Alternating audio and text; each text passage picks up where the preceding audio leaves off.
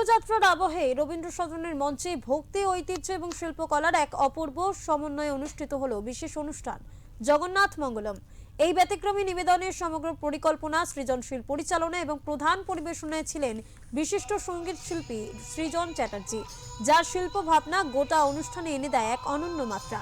বাংলার পালা কীর্তন, পদাবলী কীর্তন, কথা এবং নৃত্য ও নাট্যরূপের মনোমুগ্ধকর সংমিশ্রণে শ্রী জগন্নাথ দেবের মাহাত্ম্য, পুরীর ঐতিহ্য এবং জগন্নাথ সংস্কৃতির নানান আখ্যান জীবন্ত হয়ে ওঠে দর্শকদের সামনে।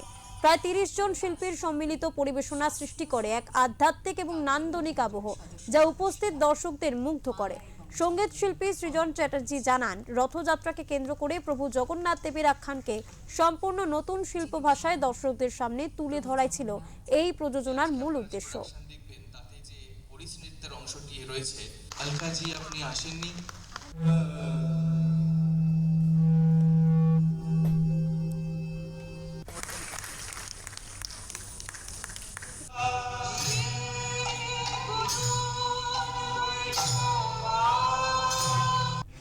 একটি বিশেষ জায়গা থাকবে।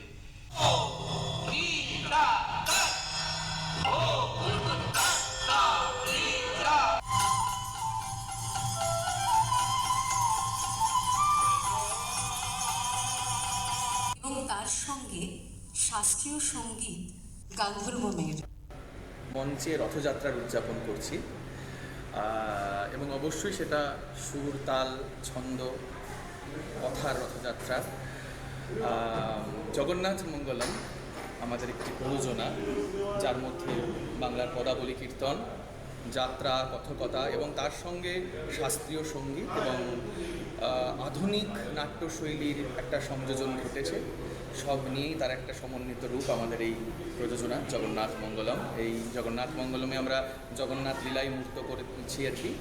তো এর মাধ্যমে আজকে জগন্নাথ স্মরণ, জগন্নাথকে স্মরণ করা, ভক্ত ভগবান আজকে, কারণ এই রথযাত্রা এমন এক উৎসব যেখানে ভগবান আসে ভক্তের কাছে।